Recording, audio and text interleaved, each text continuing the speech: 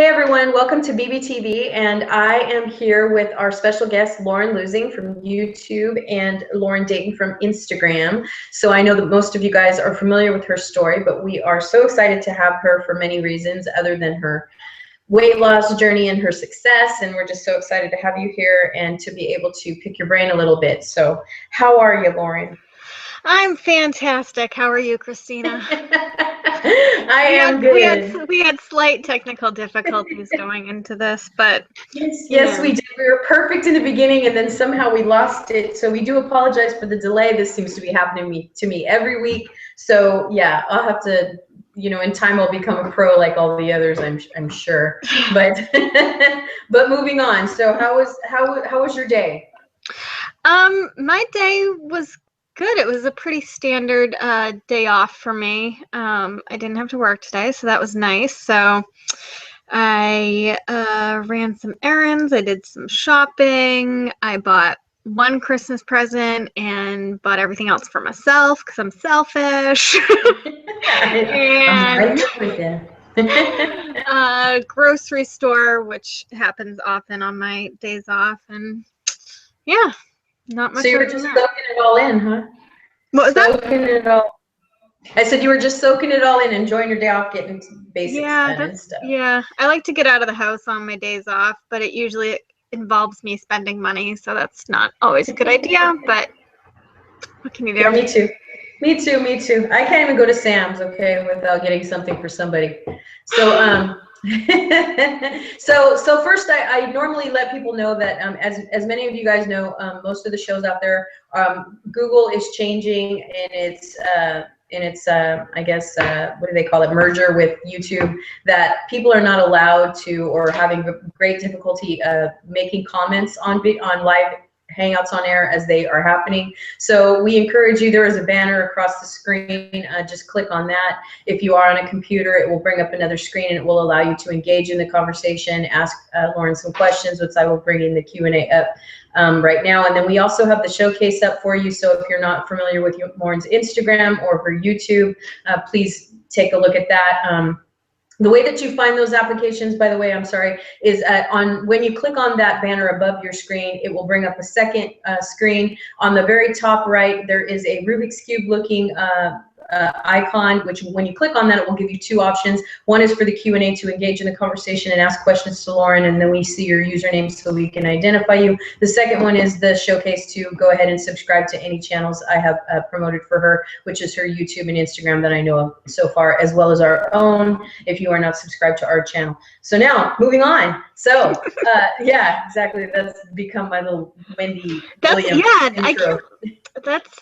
I feel like Google is just constantly trying to make things more difficult for YouTube. Yeah, well, I mean, it's sad because, I mean, I've seen so many, because I'm watching the Pretty Losers these days and Sizzle This, and sometimes I get to catch the naked truth, and I'm noticing that a lot of people are saying, hey, send your questions on Messenger, on Facebook, or, text me or something, because obviously nobody can, remember we used to be able to refresh the screen, you know what I mean, and see everyone's comments and like see people engaging in conversation with each other down there. And unfortunately, it's just not that way. They're implementing on these new applications, so unfortunately, nobody can really do that unless they either ask the question on Facebook or click on this application that allows them to ask questions live. So I think that's what's going on. Hey, there's Fly Girl BSG. Test. How you doing, Lindsay? Hey, Lynn. My love. Awesome. Thank you so much for doing that, because like we can't ever reach anybody to use that thing.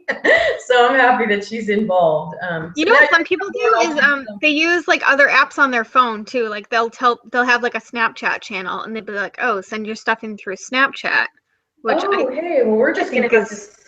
I'm gonna have to get with it, huh? I'm like I think that's like, I don't know. I think that's a good idea, because obviously the Snapchat is live on your phone, and they can send in like video questions too, and that's that's awesome. Well, I'm gonna have to do that. I know I just saw an interview with Adele, because I'm obsessed with her right now, and she was saying that one of her best friends was just introduced her to Snapchat like a day ago or something like that, and so she was like, I'm so behind the times, and she's only 24 or something like that. So yeah, it was kind of funny to hear somebody like that. So for those that don't know you, why don't you just go ahead and briefly tell us, how you got here, what your story is all about, and how you came to YouTube, and so on and so forth. Sure. So I'll give my basic spiel at first. So I had my VSG surgery in August of 2013. I always almost say the wrong date. I always almost say 2013. So over 2 years ago. I basically, the reason why I decided to have weight loss surgery was that it was coming up on another New Year's, and I was like, I can't have another New Year's resolution to lose weight. I cannot have this be my resolution every single fucking year. So that's how I came on my decision to have weight loss surgery. It had been brought up to me by someone else who had had it several years earlier. And when she told me about, oh, you have to, like, so where she had it at a hospital near me, everybody had to have the 6-month period to wait to have surgery. And so in my head, I was like, well, I could lose plenty of weight in 6 months, so why would I want to wait? So I wasn't ready at that time.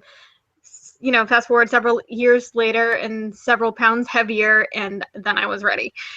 So I first started going to the Massachusetts General Hospital Weight Center in January of 2013. My first weigh-in there, I was 269 pounds. I'm 5'2". Because of certain events, it wasn't because of my insurance, but I did need to wait 6 months until I could book my surgery. So that worked out. And day of surgery, I was 245 pounds, 245.5 exactly, but so then I hit my goal weight / maintenance weight at about 10 months post-op. I hit 135 pounds. I maintained that within 5 to 10 pounds very easily, I would say, for about 9 months.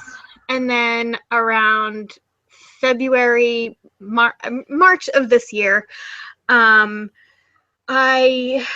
I had always said, people had asked me, you know, how do you deal with stress without food now? And my answer before March of this year was, I haven't had a stressful time since surgery, so I don't know. Now I know that I still deal with it the same way. And so I did have a bit of regain. And so I gained back about 20 pounds. And then recently I have lost 10 to 15, and I'm still working on the rest. So that brings us to right now. You need to share that with me because I'm up myself, but I'm happy to hear that. What is this? It's a date bet, right? Or something of that nature, you know? A diet bet. I said date bet. I mean, you know what I mean. I heard you talk about it in your video, but why don't you explain to people the way those work? So I'm running a diet bet right now. I've run 2 previous diet bets. I specifically wanted to run the one that I'm doing right now because it carries you through the holidays. And I know a lot of people just have the goal of maintaining their weight through the holidays, which honestly is my goal. If I don't actually lose the 4%, I'm going to be okay. If I lose the $35 that I paid to join this diet bet, I'll be okay. I just really want to maintain. Obviously, it would be great if I win, but you have 4 weeks to lose 4% of your weight. There's a start date and an end date. People always have a lot of questions about it, but if you just go to www.dietbet.com, there's a whole explanation. There is a verification process for your weigh-ins. You obviously have to weigh in the beginning and the end, so you have to take a picture of you standing on your scale, then you have to take a picture of what your scale actually says with a code word, and it sounds a lot more complicated than it is, but it's a lot of fun. There's an app that you can use and a website. So there's a forum that people can post on and check in. So basically you pay money and hopefully that's some incentive. And whoever hits the 4% by the end of the diet bet wins. So you are guaranteed to at least win as much money as you paid. So obviously if you lose the 4%, then most of the time you win more. So my diet bet last time was a $35 buy-in, and I think I won like $50 or $57 or something like that. So. Wow. Wow. How do you keep track of like everyone that, you know what I mean, like that joins when you're running it? Like, Yeah. is it like easy to do that, or is it a little bit, you know, Yeah, complicated? there's really some people thought that I was like making money from doing the diet bets, and I don't make money unless I win. So it's just, I just basically was like, I elect myself to run this. I mean, I don't really get anything out of it except for the fact that I like encouraging other people to stay accountable. But you just basically, you can send it via email, but I just shared it on Facebook and shared it on Instagram, and it just sends me a notification basically when people join, so I can like keep tabs on like how many people are in the group. But I really don't have access to any other like information that people who are in the group, that as opposed to like someone who's running it. Cool. That's I've never done anything like that. I'm gonna have to, like, if you have another one after like for New Year's or something, I'll have to try that. Yeah. I noticed, you know, with me, like I lose in game, but I'm not as dedicated as some of the fitness gurus out there. So yeah, so I still struggle. I don't know about you, but I still struggle with the internal like fever stuff. Do you know what I mean? Like I get really stoked and really excited, and I really want to try something, or I really want to do something different, you know? And then I fall off. I mean, I'm still obsessed with the scale, and I still weigh myself like probably more than I ever should. But at the same time, it still doesn't like jerk me into like still doesn't shock me the way it should. I just get pissed off and start cussing at the scale, and that's about as far as it goes with me. So I think that the most important part for me is that I have learned what I'm good at, or what works for me and what doesn't. Like, I can't work out at home. I've tried several times to do home workout programs, and I have spent a good amount of money on several different programs, and it's not the programs, it's me. You know, those programs work perfectly for other people, but I can't work out at home. So I think it's really more about just finding what does work for you, as opposed to what works for other people but doesn't work for you, you know? Yeah, no, I agree. I mean, because as we get further and further out, I think in the first year, like, I mean, I've shared this with many people that have been on the show so far, that I think, you know, in the beginning, you get so caught up and so like obsessed with the changes that are happening, and they're kind of like a trance. You know what I mean? Like you get into this trance, you're so excited about like all the stuff you get to do and how good you look, and you know, you want to embrace that because it's happening so fast.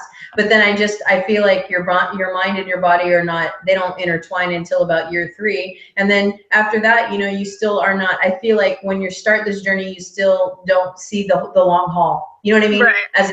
That it's a lifestyle, and that you have to keep doing it, and that your body will somehow, some way simmer down, and you know, you are so apt to turn the wrong direction, and all those things you weren't supposed to do or were so afraid to do before. You know what I mean? Like you can do. I mean, it's sick. Yeah. You know what I mean? Because I was like, man, damn, I really thought I could never eat pizza again, and yeah, I can do that. I have specific memories of when less of Sarah, when she used to, for the first year, I think, after surgery, post literally every day what she ate, like all of the things that she ate, and like the calorie breakdown and the total calories and protein and stuff like that. I remember so dumb, after like her posting that she ate like 900 calories one day, and I was like, oh my goodness, how could she ever eat 900 calories? Like, just the things that you think like newly post up are really funny. Like, yeah, you're like, bread? Yeah, right. Like I'm ever gonna touch bread again, or you know, or my body's never gonna be able to process a piece of bread. I think my first day in the life video, yeah, that is what it is. My first day in life video that I did, I think I've done 2 or 3. I show that like my family's eating pizza and I have no craving for it at all, and I'm totally fine with them eating it, which actually it still does happen, but not every single time. Sometimes I really freaking want pizza, you know? Like it's just really funny. Yeah, I know. Well, so let's before we move on into another area of this, but Lindsay says, Lauren is awesome, right? And clearly she would not play favorites among her friends. But I'd like her to talk about how, if she were to move to the Pacific Northwest, just saying, she didn't say that, but I'm ad-libbing here, how she clearly moved to Portland and not Seattle. Please discuss. Oh my goodness. So when I went to, well, actually went to both Washington and Oregon a few weeks ago. I flew in to Seattle, and then Katie and Christina and I drove down to Oregon, and we did a Friendsgiving weekend. And the Washingtonians and the Oregonians, I don't know if that's what you say, basically got in a heated argument about why I should move to Seattle and why I should move to Portland. And so Lindsay's obviously in the Portland boat. And Portland's obviously the better choice because she's over there, right? Right. But then Katie's in Seattle, and Kirk's in Seattle, and Christina's in Seattle, and then the Mahonies are not in Portland anymore, but the Mahonies are in Oregon, and the Waffles are in Oregon. So it was quite split down the middle. I will say that even though I've been to Oregon and I've been to visit Lindsay, I've actually never been into like the center of Portland. So I don't really know what Portland's all about. I just know, I mean, I kind of know what Portland's all about, but I haven't experienced it myself.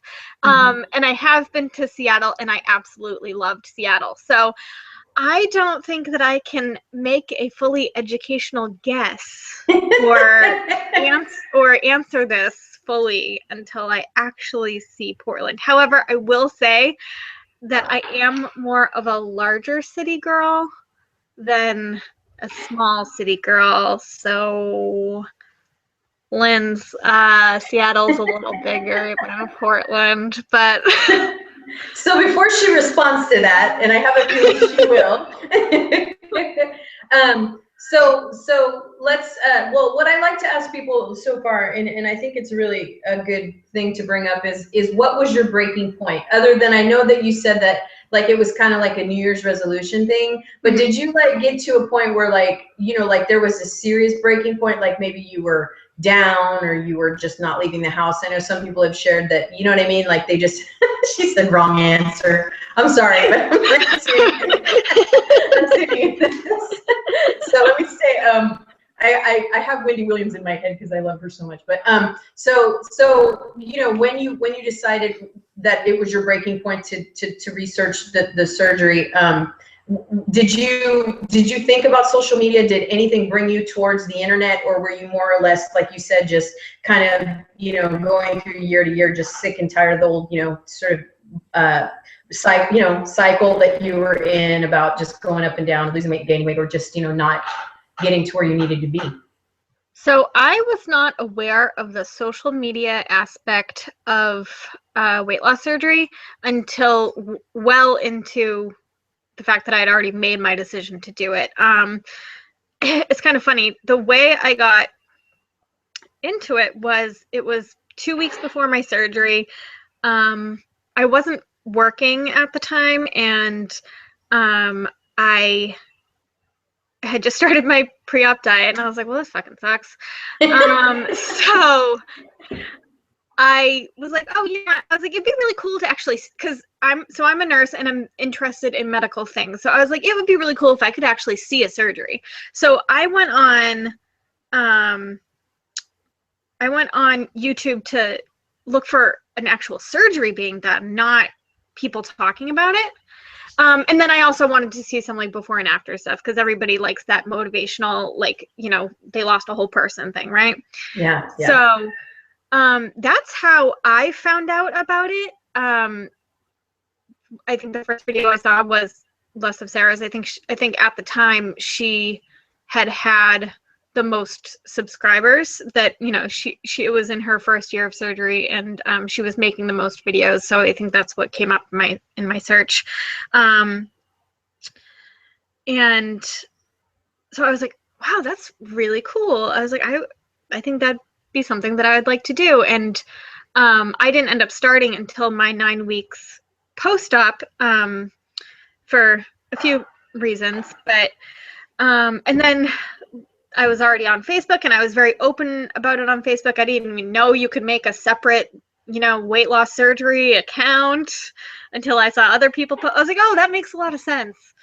And yeah, so I didn't even think about the social media part of it. I'm still not like I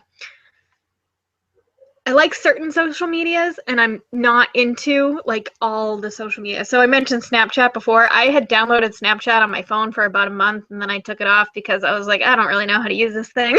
Like I feel a lot older than I am. I think that I would download it now. And like now that like you can like subscribe to celebrities Snapchat, and people all started doing that. Did you know that? God, no, are you kidding me? Girl, I'm 44. I don't know shit. Yeah, so it's like it's everybody started using Snapchat, so it's like really cool because you can like, I think it's why people like celebrities Instagram and stuff like that. It's a little bit in Twitter, and it's a little bit of like insight into their real life and stuff like that. But yeah.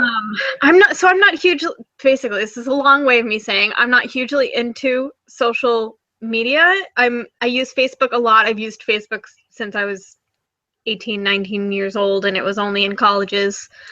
And I had Instagram for about 2 years before I started posting on it. So I just recently started posting on Instagram, and I'll post a couple times a week. But you know what? It's funny that you said that because it's so weird listening to you. I'm serious, because when I first started all this stuff, and you know me, I come and I go. That's my thing. I'm a ghost and then I appear, and then I'm a ghost and then I appear, and then I have drama. I'm a drama queen. Everybody knows that. But I started the whole thing with my real name too, because I was really proud of it. I mean, I felt like, well, there's finally a solution, and in my corner, it was more diabetic related. You know what I mean? Because my family was literally dying from diabetes. So I thought, how can I be a positive force on the smaller aspect of this, knowing that people can do this and they don't have to be a certain, BMI. So that's kind of how I started it. And then it's funny that you're talking about Instagram, because I did make an Instagram and I didn't really understand it. And I didn't make my handle like related, to my WLS stuff, because my regular Facebook was my name. You know what I mean? Like it wasn't like you were saying, like I didn't start it as a, well, here, let me separate all this stuff. So I didn't do that either. But then coming back this time, because I think I had 1,800 people on my Facebook when I left. And then I was never, one thing that's funny, I feel like about YouTube is that I feel like it's kind of hard, like for me. I mean, you have a different, you have so many people following you. And when I first started, I think it was like, I started out in 2010, but I mean, originally when I started my surgery stuff, it was about 2012. It was April of 2012. And I felt like sometimes pulling people in and sharing your story, I feel like some people empathize. I mean, they kind of have to relate to your personality. And I felt like I'm long-winded. You know what I mean? Yeah. I digress. You know what I mean? I started making my videos too long, and people were like, damn, get to the point. And so when I left with my YouTube channel, I only had like 500 or 600 people, I think, following me. But then when I came back, like now I have like 96. You know what I mean? Like, so, and it's funny, like how, like, but now, speaking of, the point being is that I have like 2,400 people on Instagram. And I had no idea that I could pull in like another part or another aspect of the WLS community. That's my whole point, is that there really is so much of an extension of the WLS community, in different areas of social media that we don't think about. You know what I mean? I really don't know what's happening on Tumblr, because my son's girlfriend does Tumblr all the time. And I guess I have no idea about Tumblr. I don't even really know what Tumblr is. Someone told me that Tumblr is where they get their porn. I was like, what? I don't know about that. The way I learned about Tumblr a long time ago was like, I think my sister was the one cueing me in all this stuff, because I was like, hey, where are you getting these cool, icons and so on and so forth? And she was like, oh, I can't tell you my secrets. I'm like, can you just please, I'm old, just let me in. You know what I mean? Like, tell me what's happening. But anyway, she talked to me about Tumblr, and I guess originally when she shared Tumblr with me, it was kind of like a blog type thing. You know what I mean? And so I was just like taking it. You just like share pictures that you find that you like, and I don't know. I'm so confused as to what Tumblr is, but I've never even looked into it. So yeah. but I know that there is such a bigger WLS community on Instagram because, you know, it's more easily accessible. YouTube, you have to have somewhere to sit and watch and listen, whereas Instagram, it's so quick. You know? Yeah, no, that's true. That's true. And I feel like it's kind of cool because it is a distance way. Like, I mean, but it's weird, you know, it was like also really cool that I was like, I was able to meet and like able to connect with different people that I had no idea I was going to do that, you know, and people were actually taking the time to email me, especially when I came out about the revision stuff, because I didn't realize how many people are struggling with regain or, you know, maybe, you know, a little further out and they're stumbled about whatever's going on with their situation, you know, and they just haven't, they never thought they could go back to a surgeon and talk about, you know, what comes after, or if the regain is such an issue that they can't get a hold of it or what have you. So that was that was really interesting that people were actually emailing me. But now Kirk is chiming in, just so you know. Okay. And says, a question for Lauren. How does she feel about being the woman that turned Bobby into the lusty, proud gay man he is? How about, Lauren, back to you. Oh my God. I love being the person that made Bobby realize that he just does not like vagina. I actually don't think that was me, but I was the last person that I think publicly. I remember like a couple weeks before he came out to me, he was like FaceTiming me about this girl that he was like nervous about going on a date with and like kissing and stuff like that. And so when he came out to me, I basically told him that he was lying to me. We had like a 2-minute back and forth of him going, "I'm gay," and me going, "No, you're not," because we had just, I mean, it's very obvious that Bobby is gay, and I thought that he was gay from the first video that I saw of his, but then he started talking about dating girls, and I was like, okay, maybe he's just a hipster, and I don't get it. But yeah, anywho, being the straw that broke the camel's back, it feels pretty good. I think that I don't think that I've had that interaction with anyone else. So, Bobby, you make me feel special. So for some of the people that don't know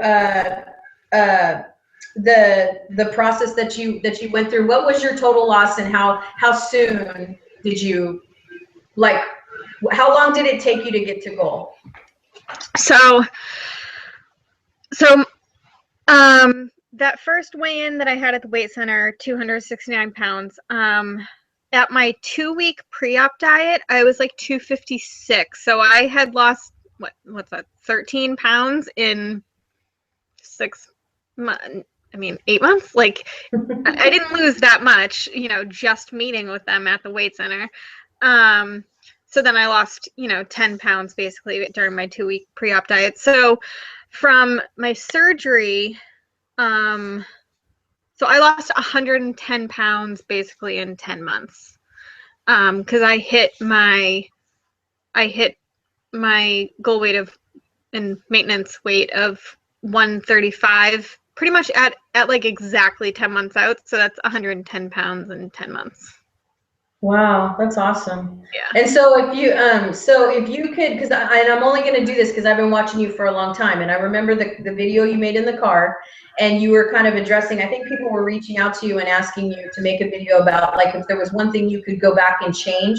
I don't know if you remember that, but you were driving and you were talking about, I think ultimately your point was that if you could go back within the first year and really dive into fitness, I think that was what your biggest thing you were talking about. So for those such as Shannon, because Shannon is new too, she's popping into my head because she's such a newbie. But for those that are just going into their first year, that 4 months, 6 months at this point, like we know Christina Rangel just had her or Rangel, I'm sorry if I pronounced her name wrong, but we know she just had a surgery with Sizzle This. She's with the Pretty Losers as well. So if you could just sort of give someone, a piece that they could take with them that they could kind of hang on to, what would you suggest that you think is the most pertinent moving into that first year, other than getting a handle on phases of food and so on and so forth? But what would you like tell them? Whatever you do this. You know what I mean? Basically, whatever you do, take advantage of the fact that you are in your first year and that this is the easiest that it's going to be. So listen to your surgeon's rules.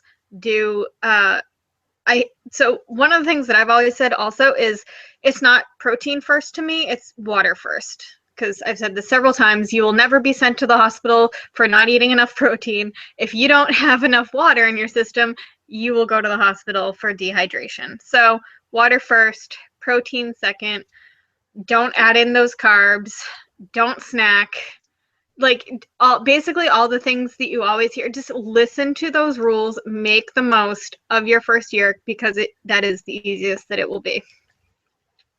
And moving into the second and third year, what would you? Because are you almost 3 years now, or no? What are you? I'm 2 years and almost 4 months. Okay, so in the second year, what would you think? Because I feel like people always talk about the first, year, 18 months. Like, what would you suggest even after giving that highlight? What do you feel now, where you are today, that you think is the most important, looking back on not only that first year, but now your second year, moving into your third? You know what I mean? Like, what would you say to tell people not to forget? I would basically, a similar thing, just from a different point of view. Like, if I could go back and tell myself in that first year that that's the easiest that it's ever going to be, and it actually is going to get hard, even though it doesn't feel like it's going to get hard, it is. I think that that's important to know. And then I think that establishing that healthy routine and the fitness and the weight eating, just establishing that in the first year is going to help you also in the coming years, because if you don't do it from early out, you're not going to get in that habit. And so it's going to be that much harder when you do gain some weight back. I think that if I did get back into some bad habits when I had my regain, but it was easier, not easy, but easier to get back into good habits because they had been there before. So I think that it's kind of all connected, basically. It's all relevant. Yeah. Yeah, the popcorn queen over there. No, I'm just kidding. I was. I remember you making a lot of videos. I had to remove it from my house. I mean, you also have to know what's healthy for you too, right? You have to know like where you're screwing up and how to fix it. And so when I had my love affair with popcorn, I had to recognize it, and I had to literally remove it from my house. Do you, so another thing also, because you've become such a huge inspiration in the social media aspect of this, I think most importantly, people see you posting a lot of pictures, and you have a lot of friends now in the community. How would you say that connecting with the community and manifesting a new side of your life has also encouraged and really given you a positive side of this experience? Like, because we know you've made a lot of incredible friends in the community, and how has that changed? And also maybe share some pointers of how you actually did that, because I feel like some people think that because a certain person is more like popular, or more noticed, let's say, I don't like that word popular, but they're more noticed, they make themselves known in the community. And I feel like some people also, they get apprehensive, well, maybe I'm afraid, to reach out to that person, because maybe they won't talk to me because they know this person and they know that person, and I'm just starting out, and who am I, and those types of things. So it's kind of like a subgroup question. So how has the relationships that you've developed in the community improved your journey in its own? And secondly, how did you make those friends? I mean, was it something just chemistry wise, or did you like actually make the first move with some of these people that you've developed a relationship with, or did you get it from WLS, kind of stepping out of the box? I know some people just had decided to go to the event, and just really put faces with personalities, and stuff like that. Or how can you share that experience of where you are today versus when you started? All right, so I'll start with the first part. So I'm like, wait, I'm like, what was even the first part? So my experience with weight loss surgery would be 100% completely different had I not made the friends that I did. And making my WLS friends, who are just my regular friends now, all happened like completely like directly influenced by YouTube and Facebook. Both of them. I don't know which I would credit more, honestly. If I don't even like, I try to think of what it would be like if I didn't make YouTube videos and I didn't meet these people. I honestly don't know, because they are my, I obviously have friends outside of the weight loss surgery community, and I have friends at work, and I have lifelong friends. I honestly have not seen like some of my lifelong friends in like over a year, and I understand that I could reach out to them more and stuff like that, but it's really nice to have someone who just gets it, even though now we very rarely talk about weight loss surgery. We talk about other things, but you know, if we are having a crappy day and like weight loss surgery related, and we want to eat things that we probably shouldn't be, or eat more or whatever, it's very easy to reach out to, you know, someone else who understands that. And not that people who have had weight loss who haven't had weight loss surgery don't understand that. I obviously have friends who also struggle with their weight, but can't relate to it in the same way. And then how I mentioned slightly, how I met these people was through YouTube and Facebook. So one of the first friends that I made in the community was Molly Sleeved. I don't know if you're familiar with Molly. Molly doesn't really make videos anymore. Yeah. So Molly, I saw one of her, I don't remember if I was friends with her on Facebook first or if I was like subscribed to her on YouTube, but she was going to school about an hour away from me in Massachusetts, and we got in touch, and I basically like passed some clothes down to her, and we started having coffee together. And then Sarah, less of Sarah, we became friends on Facebook, and I think I like messaged her. So reach out. Basically, my advice is to, I understand having the feeling of, oh, this person, you know, I'm new and this person might not have time for me. Just reach out to them. There are very few people in the weight loss surgery community. There's always those few, but there are very few people in the weight loss surgery community who are not open and welcoming and looking to help and looking for new friends. I will say that I am not very in touch with the new group, I guess, of people in the weight loss surgery community, and I haven't done my best with staying in touch with people who are newer out. And I haven't subscribed to a lot of new people, and I am bad with that, but with people who have reached out to me, I do make it a point to talk to them back. I'm just bad at like searching out people myself. Yeah. But there are a few new people who I have like started talking to, and I really like, and I think it's all about trying. I can be a little harsh in my delivery sometimes, but basically, get over it. Get over the fear. Just send a message, and even if it's a corny message of like, "Hey, I watch your videos," and like, I'm fangirling. I've had people send me those too, and I've started talking to them a lot. So basically just put yourself out there, and I know that it can be difficult, especially coming from a place if you're feeling self-conscious and stuff like that. And also, I would say start making your own videos, and whether, I know people who started making videos and never even posted the first few that they just made them for themselves and then started posting. Mm-hmm. So I don't know, I always encourage people to make videos, whether they think people are going to watch or not, and whether they think they actually have something to say, whether they think people are going to get something from it. I think that I had those same fears when I first started making videos too. I was like, well, what do I have to say that everyone else hasn't already said, and what makes me different? So I think everybody has those fears. I can honestly vouch that when I reached out to you, you were very kind to me. You sent me your favorite shoes when you were out, which I really appreciated.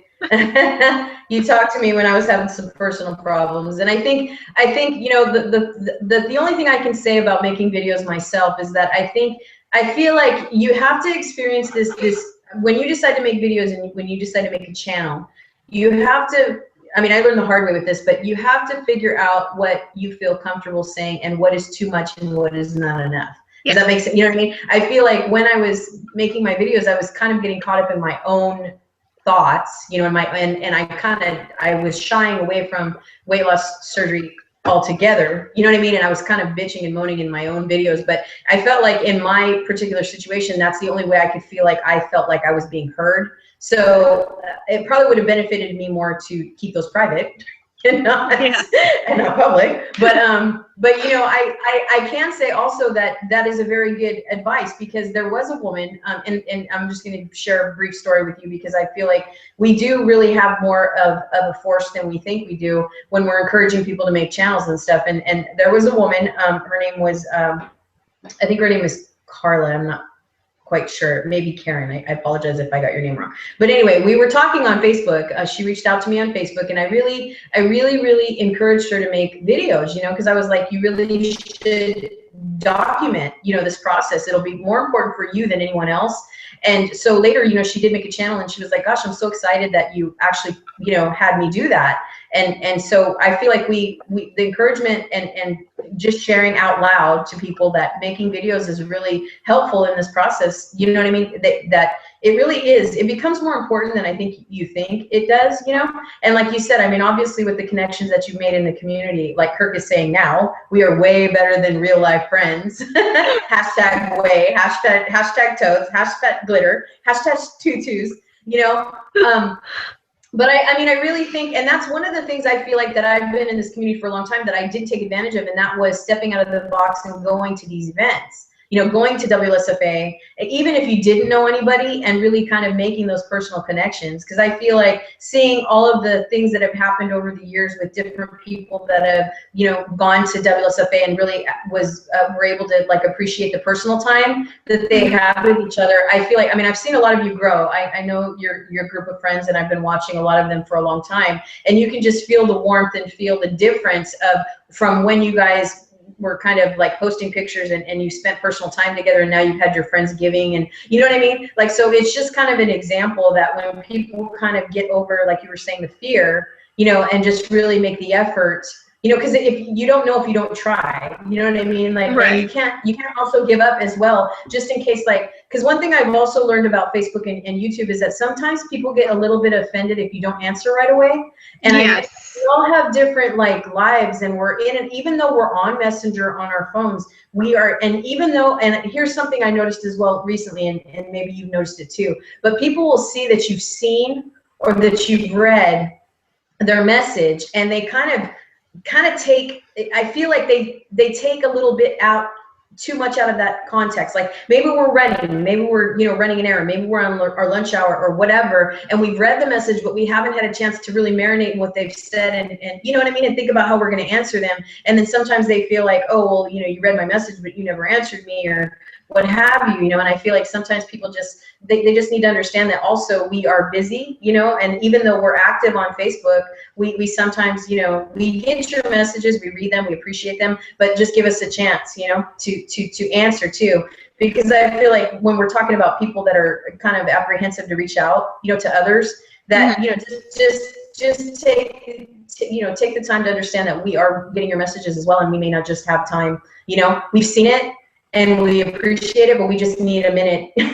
I mean, you know, I've been going through that myself lately, and I feel bad because there was a person that sent me like a really long message, and I was able to, I skimmed through it at the beginning, you know, because I felt like it was a lot at the moment, and I didn't have the time, you know, to really listen, you know what I mean, to what she was saying to me.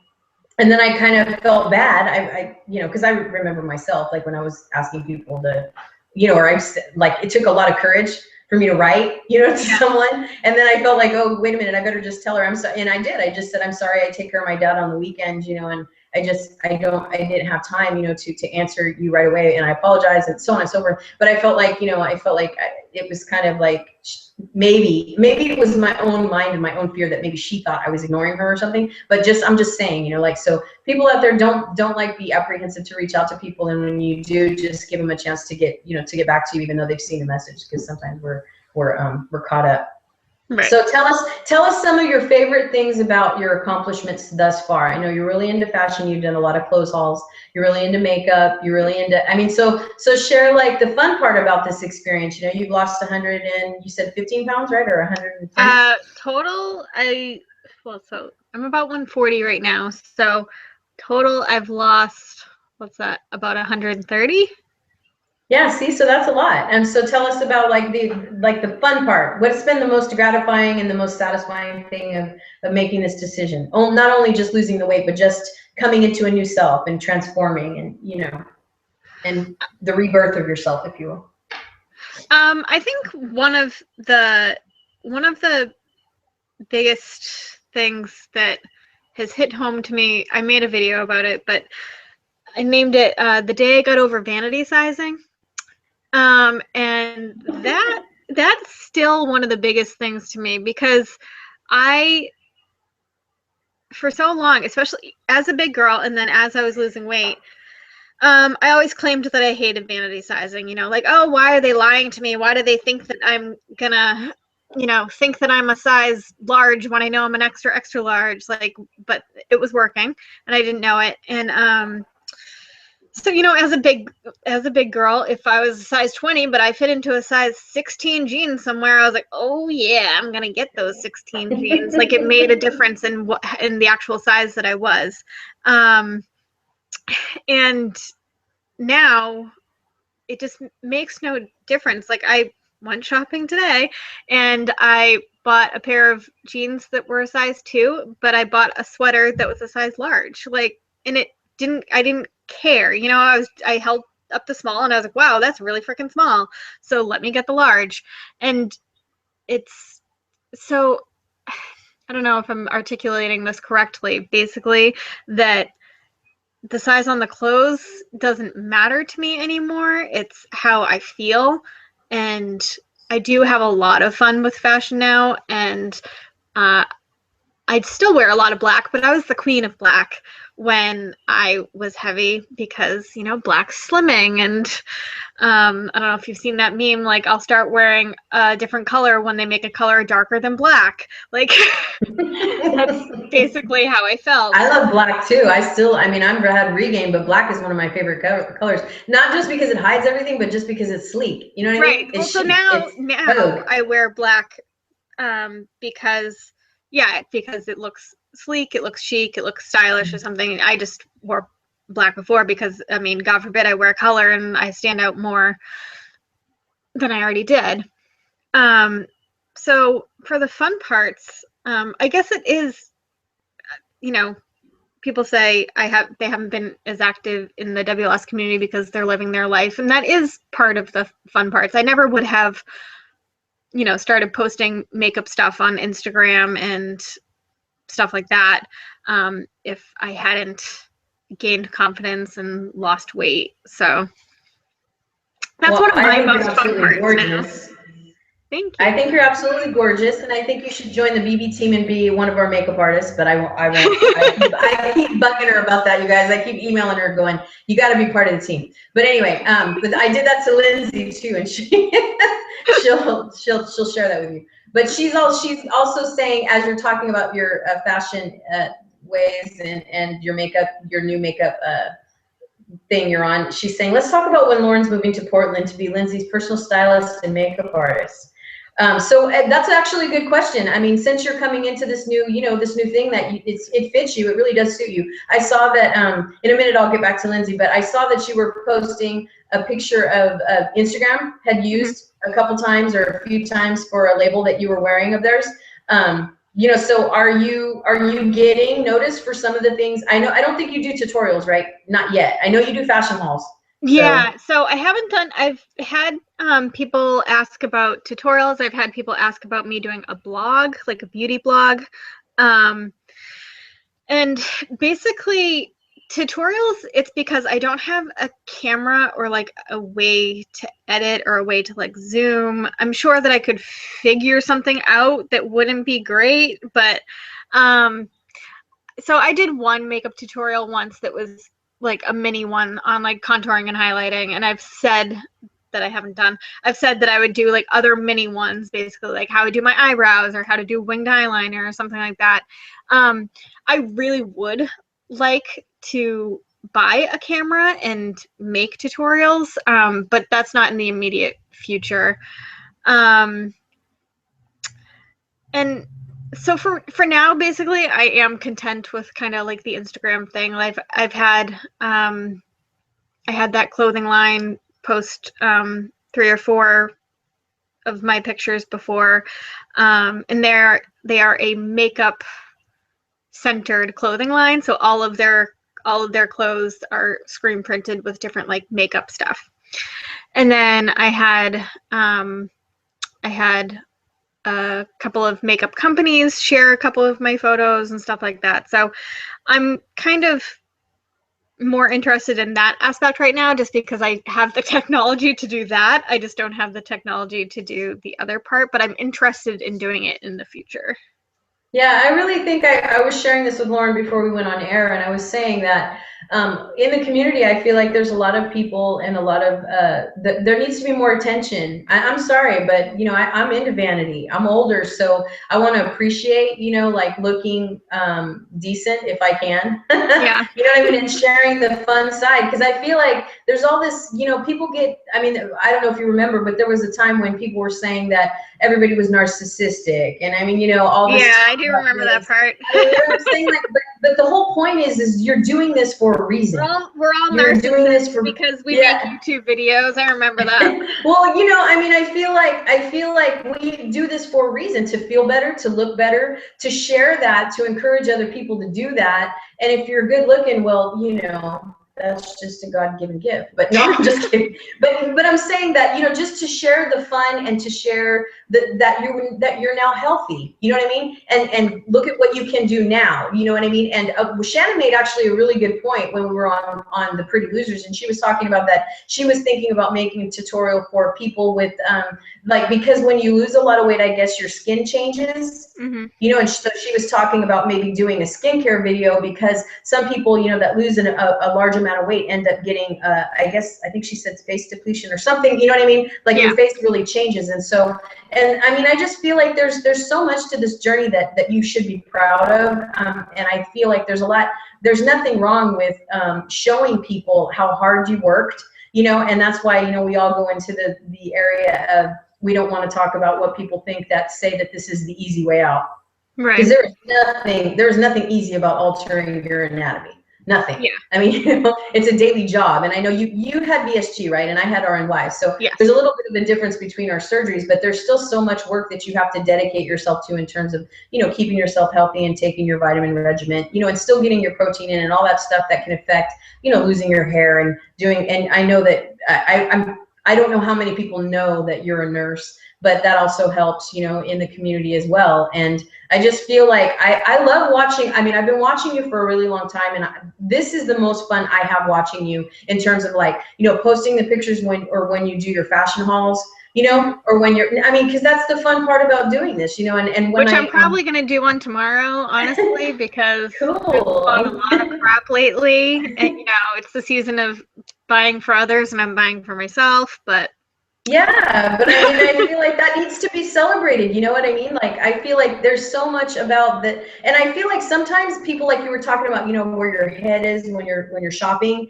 Like, the bottom half was like, in tune with the size you really are, and the top half really wasn't, You know what I mean? Yeah. Like really consuming what size you really are. And I feel like people do like need to like what, and I know Gastric Rosemary also talks about thrifting a lot, you know, through the journey, because you don't want to invest too much on new clothes because you're constantly changing and your sizes are changing and so on and so forth. So I feel like, you know, there's so much that can be shared. And when people say, I don't know if I want to keep making videos or want to keep talking about this journey because there's nothing left to talk about, I feel like there's always something to talk about, you know? And I kind of have I'm kind of been thinking about switching my channel to more of like a lifestyle channel, so involving like weight loss surgery and fitness and stuff like that, but involving everything else. I don't know if I need to make a completely separate channel for it and basically phase out my Lauren Losing one and just make this channel and have it still involve that, but involve more. But it's kind of what I've been thinking of doing. No, I think it's a really good idea, because I feel like in the beginning, like we were talking about, you know, you're really focused on where you need to be because your doctors and your nutritionists and, you know, you have your follow-ups, and even your first year, your second year, you know, you're still focused on that because you're in that mode. But afterwards, you know, I think that's the most important thing about the people that are active now, is that people do want to see what happens when you're 3 years out, you know, what happens when you're 4 years out. Oh, you gained 40 pounds, but you lost 30. Wow. You know what I mean? Like they can see that you can still maintain, you can still have control, you can still, you know what I mean, really make this a fun journey. And like you were saying, you know, you can get into clothes and that's okay. You can get into makeup and that's, I mean, you know what I mean? Like how you evolve, how you grow. So I feel like that would be an awesome thing for you to do, because I feel like that's one of the reasons why I'm trying to give my show extensions, because there's so much that involves. It's not just losing weight, it's not just fitness, but you know, like we have Shannon that's a makeup artist as well, and we have, you know, Takesha that does the fitness, and I just wanted to bring extensions to it, you know, maybe cooking, like, and just something that can make it where it's not just about one thing, you know. So I feel like if you were to phase out and give yourself a rebirth sort of thing, you know what I mean?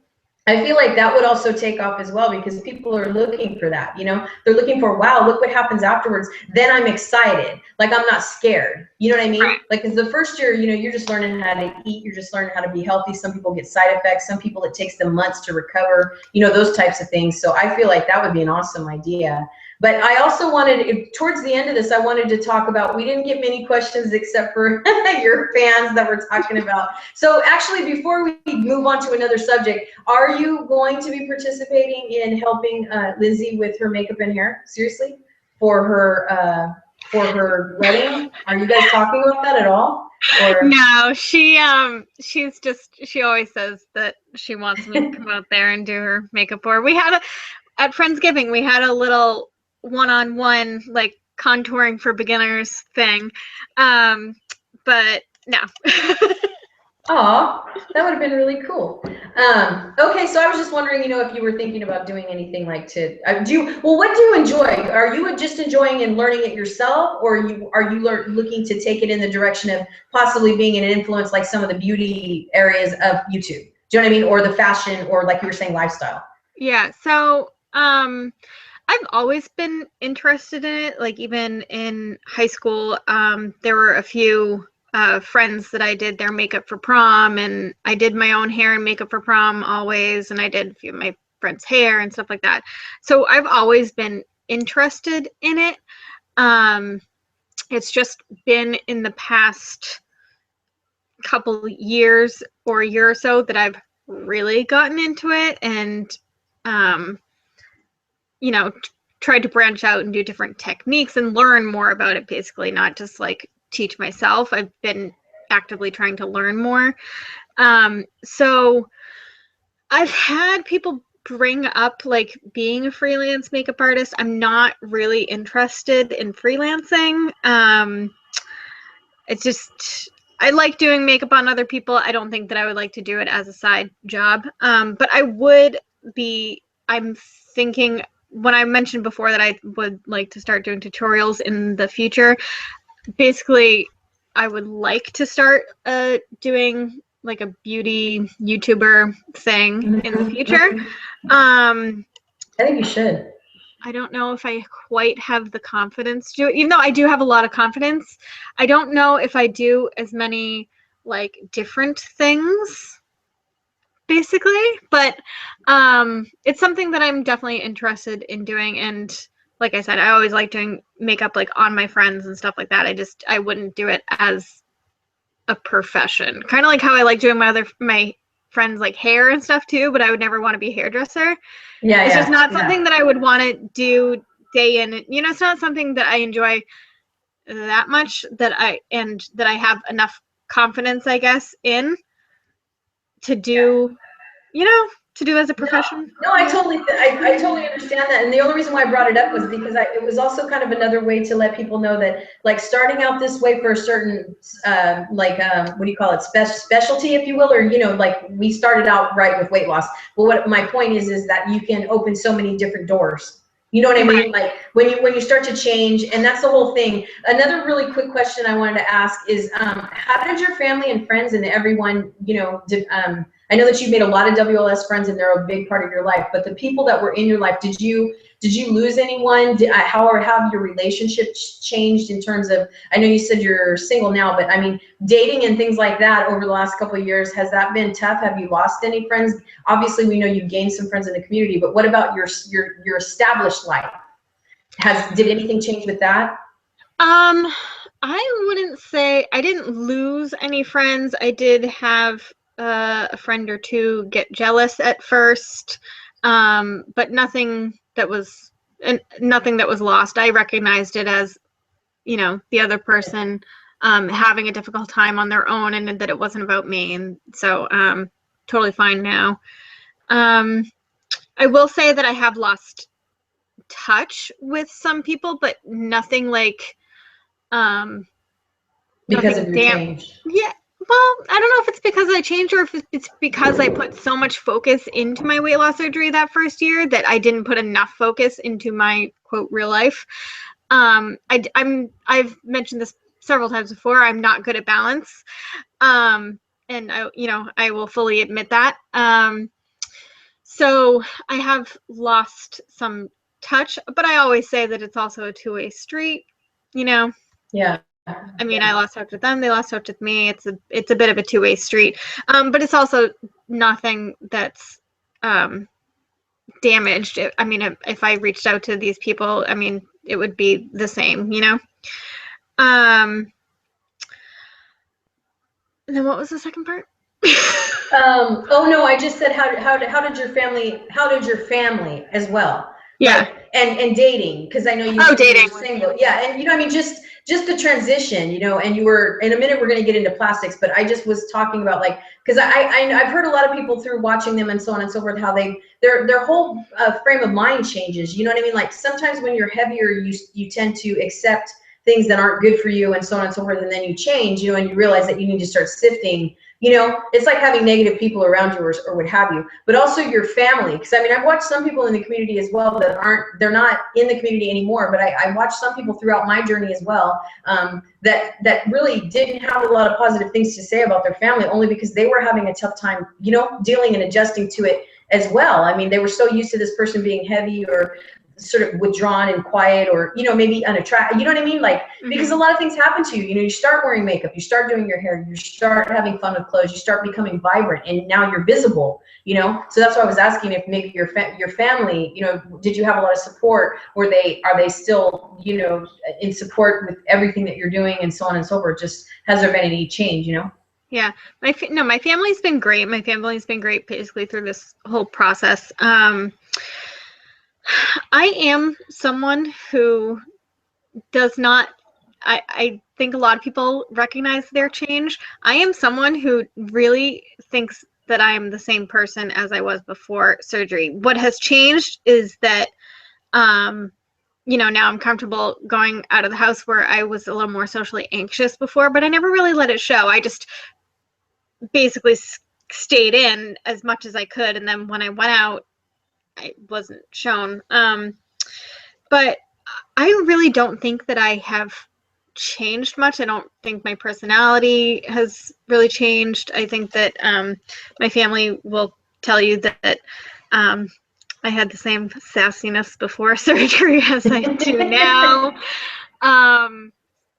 So I will say that I think my sister has had a little bit of an issue with, not an issue with it. I think that, so my sister has been trying to lose weight, and she's not big enough for surgery, but she's, you know, she's still struggling to lose weight. And so I think my sister did have a little bit of a hard time with seeing me. She was always the smaller one. So I think that she has had a little bit of a hard time with me getting to be the smaller one. Yeah, yeah. But nothing that she's verbalized to me. You know, she would never tell me, you know, like, never say anything negative to me about my weight loss, because she is happy for me. I think she's sad for her, which I've heard. I've heard other people say it that way. You know what I mean? I've heard other people. Yeah. I forget who, but someone who had a similar situation, I think, and their siblings said, "I'm happy for you. I'm sad for me."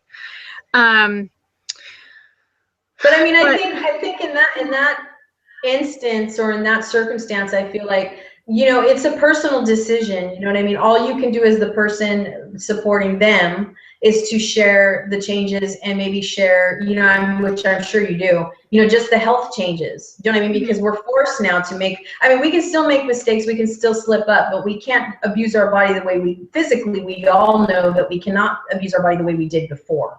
You know what I mean? Like, that's just not physically possible. So, I mean, we can do it in increments now, we learn, you know, where we can drink our calories, and there's shortcuts we can take. But I still feel like we learn things that we can share with our families. And I know that there's been people in relationships as well that had difficulty, you know, with their spouses or mates, that were having a difficult time with their change, and so on and so forth. And that's why I asked about your friends and so on, and dating as well, because, you know, like, only you know how people treated you when you were heavier, you know, in terms of the men aspect of it, and then, you know, and how much it's changed. Because I mean, it's a fact that it's going to change. You know what I mean? You're an attractive girl, period. But what I'm saying is, you just you see the difference, you know, when you were 200 pounds as opposed to now you're 130 pounds or 40 pounds, and the difference on how men treat you, you know.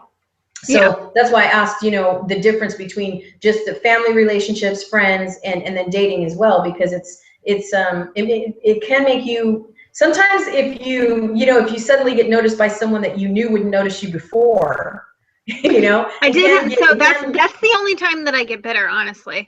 I understand that people have different preferences. I like tall guys. I like guys with dark hair. Nothing, like, that doesn't mean that shorter guys or blonde guys are unattractive. It just means that's what I prefer. So I never had a problem with guys who preferred thin girls, or guys that preferred heavy girls. I never wanted to date someone who only preferred heavy girls, though, because I knew that I never wanted to stay heavy. So I didn't want to be with someone who only liked heavy girls, because I was like, well, I want to get thin or normal or whatever. I don't want to stay a big girl, so I don't want you to be with someone, you know what I mean? I don't want that to it holds me back or whatever. So I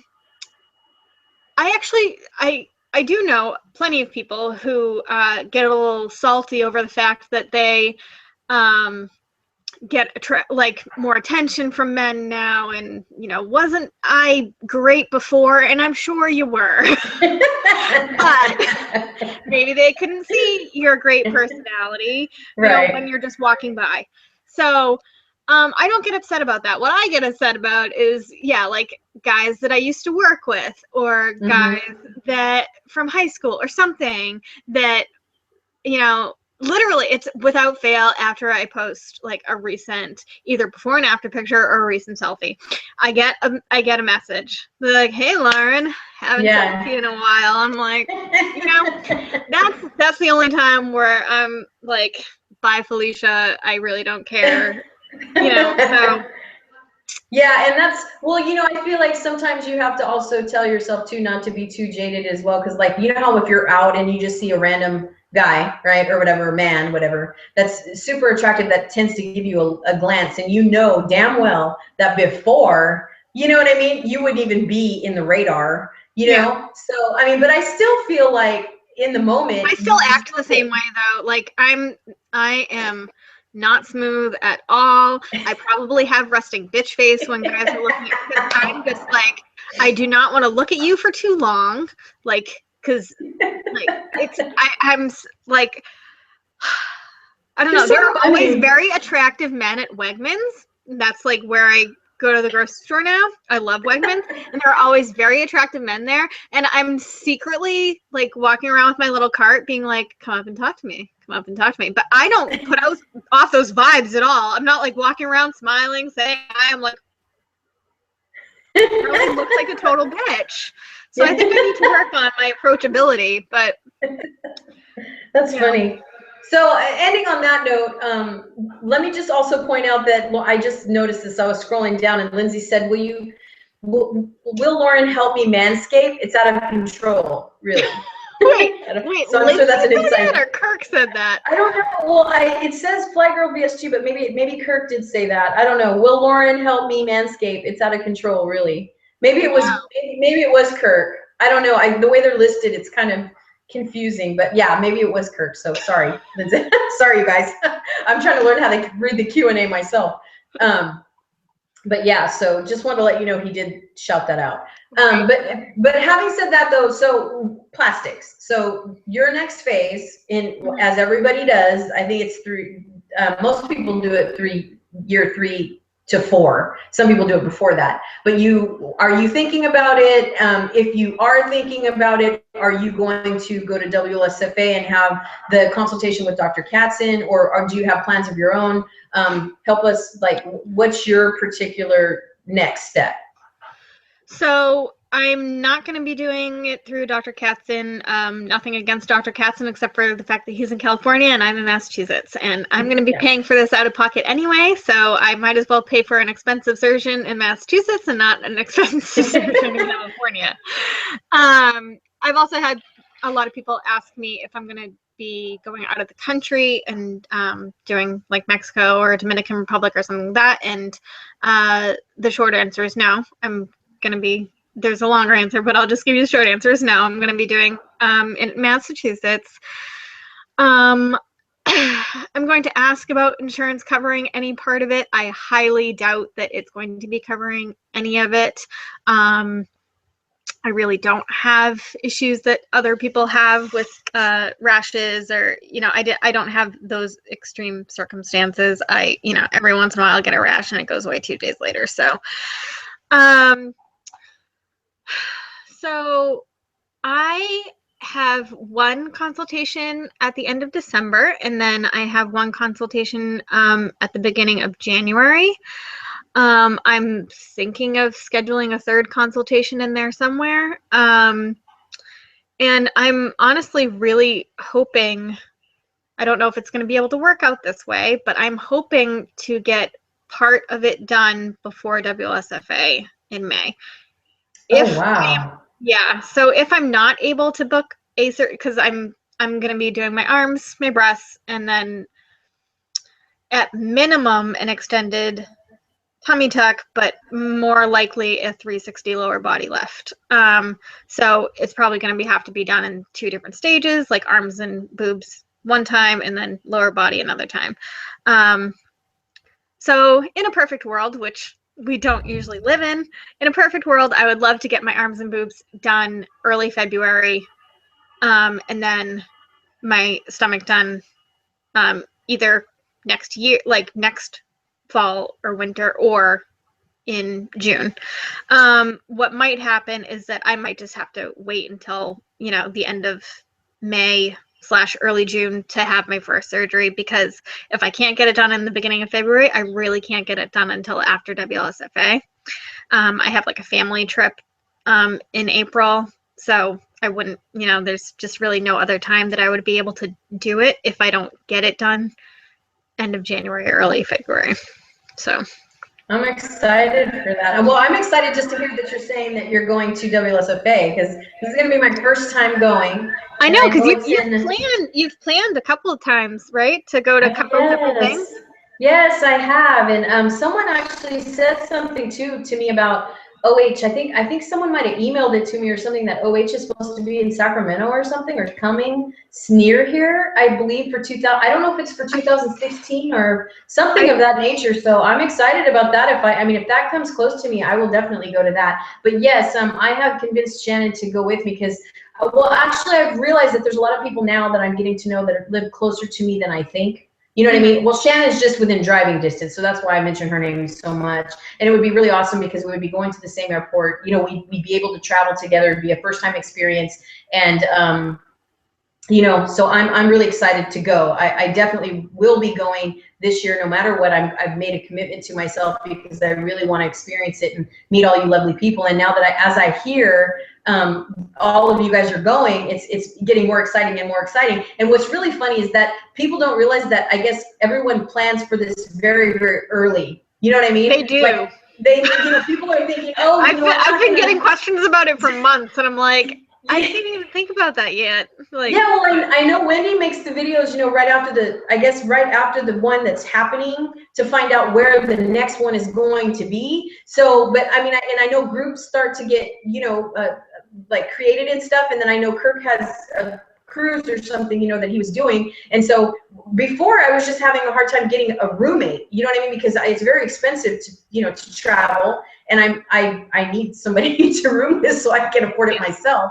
So, so the only thing I need help with for myself is just making the flight, because the tickets are easy to buy and all that good stuff, and it was very easy. The hotel was wonderful when I called and stuff, so that my room is already booked and everything. But the flight and transportation and all that stuff, I just don't travel that much, so I don't know how to do all that stuff. So, but someone told me I better make my flight soon, because there's a but then my mom tells me no, you shouldn't do it around the holidays because it's just crazy and this and that and the other. So I don't know. I kind of need pointers about the traveling part of it, but I'm happy to hear that you're going to be getting the surgery. But do you think that if you do decide to do it in February, that's going to be a lot to travel after you have something like that? I think so. From what I've seen with people with those surgeries, that at 6 to 8 weeks out, you're pretty good. I mean, obviously you're still healing, you're still swelling. Yeah. I'm planning on getting implants, so, you know, boobs are still dropping and all that stuff. But I feel like I would, you know, at that point you're still healing, but you're still able to like move on with life, basically. Like I would expect to be back to work then, which means I would be able to travel. You know, that's how I see it, basically. Yeah. Because for my work, I have to be able to lift. I have to be able to hold people down if need be. And so, I mean, it's a physical job. I mean, not always, but you have to be able to be doing those things. So I probably wouldn't be able, you know, whereas people at an office might be able to go back a little earlier, I would probably need 6 to 8 weeks to go back to work. So I'm thinking that, you know, when I'm able to resume work would basically be when I'd be able to resume normal life in general. Yeah. Did you go to San Diego? I was thinking in my head as you're talking, and I know you went to Florida, but did you go to San Diego? Yep. You did. Wow. Okay. Did. Yeah, I forgot. I mean, I know it was happening, and I was planning for it, and then I don't know. I dropped off the face of the earth for whatever reason. But yeah. So I'm excited. I really am excited that I actually get to touch you wonderful people. You know what I mean? Just to kind of get a feel. You know, you have all these things like that you create in your mind, and you're like, I wonder, you know what I mean? I wonder if they really like the way that they sound and the way that they see, and you know what I mean? Like all that stuff. So yeah, I'm really excited. I will say that the best part of those events are meeting the people.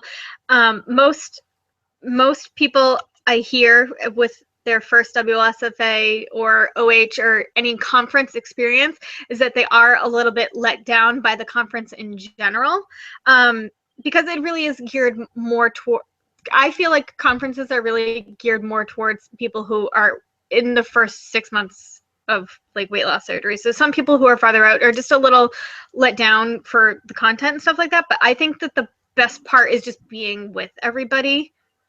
Yeah, well, the thing here, well, I'll ask you something then, because I know Shannon and I were talking about it, and you know, we're planning for it now. And I was thinking that since I've never been, I was going to actually buy a ticket to the dinner. You know what I mean? Just because I've never been, so I wanted to kind of have the full experience.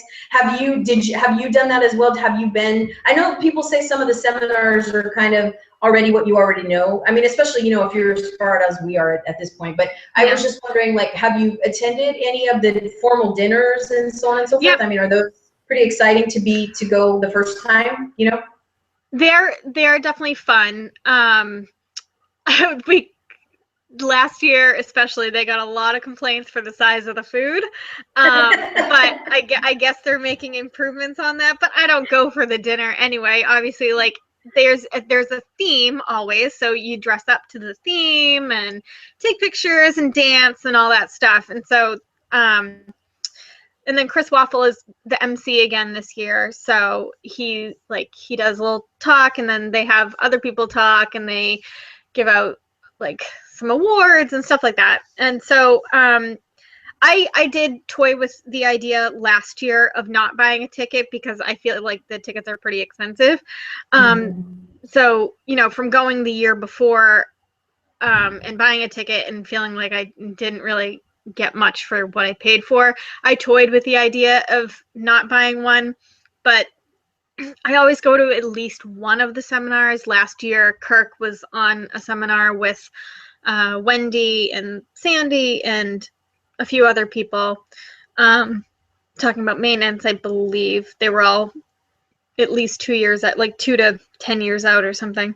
And so I always go to at least one of the seminars. So I feel like it's worth it. You get a little swag bag, you get some samples of stuff, you know, like so it's probably not worth as much as they pay for it for what I put into it, but I think it's worth, you know, getting something out of it. Yeah, the only reason why I talked about Dr. Katzen is because I've heard a lot of people talk about like that I guess he gives consultations at that event or something, you know, so they get an idea of what like maybe he's almost like a first opinion, you know, and then they would go where they live, you know, and find someone and so on and so forth. That's why I was asking about him. But you also apparently have made a lot of good friends, such as Patty in California and Elizabeth. Elizabeth, is she from California? Because I have her on my friend. Okay, so she is as well. I saw something from that she posted something that said South Carolina. So I wasn't sure like where she was from, but then I thought she was in California because I know her and Patty are together a lot. So okay, so thank you so very much, you guys. I'm sorry we've kept you so long. We had technical difficulties in the beginning. So Lauren, if you can leave anybody with anything, just moving forward, what would your last words be to all of those that want to know how your mind works? What would you encourage or advise, or, you know, last word stuff? I'm drowning here, so. I don't even know how to close this thing, but yeah, so I mean, you know, what would your closing words to be with anybody that's gonna go on this wild trip this wild ride that we're all on? Have fun, work hard, and when all else fails, wear a tutu. See, she's classic. You have got to come back on again. You are welcome here anytime that you would like. Even if you only want to talk about makeup and clothes, I'm all for it. So thank you guys so much for watching. Next week we have Black Candy, who is Diana Oates. A lot of people are looking forward to that. She's had a long journey and is really well known in the WLS community. So stay tuned for that. Thank you so much, Lauren. We will see you guys later. Take care. Bye-bye.